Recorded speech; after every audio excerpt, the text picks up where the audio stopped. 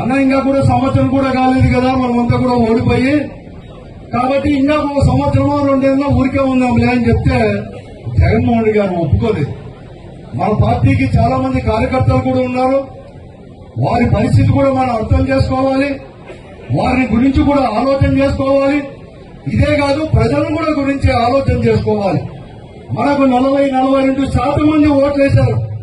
వారికి 3 పార్టీలు కలిపి ఎక్కడో అనేకమైన హామీలు ఇచ్చి ప్రజలను కూడా, మరీ ముఖ్యంగా జగన్ ఇచ్చిన దానికంటే కూడా ఎక్కువ మీకు ఆదాయాన్ని సమకూరుస్తానని చెప్పి ప్రజలను మోసం చేసి గెలుచుకునే వల్ల ఈ రోజు అధికారంలో ఉన్నారు.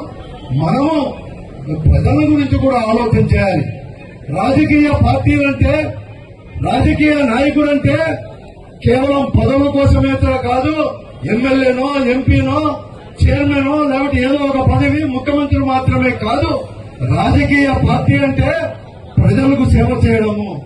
ఒక రాజకీయ పార్టీ, ఒక రాజకీయ నాయకుడు అంటే ఓడిపోయినా గెలిచినా ప్రజల మధ్యలోనే ఉండడం, ప్రజల పక్షమే వహించడమే ప్రధానమైన ధర్మము, రాజకీయ సూత్రం అని చెప్పి మా అందరికీ కూడా జగన్మోహన్ గారు చెప్పడం జరిగింది.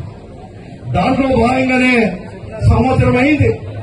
ఇదే జగన్మోహన్ గారు ముఖ్యమంత్రి ఉంటే ఇంటింటికి కూడా అమ్మఒడి కావచ్చు, అనేక పథకాల వల్ల కూడా ఈ రోజు మనందరికీ కూడా ఇచ్చేవాడు.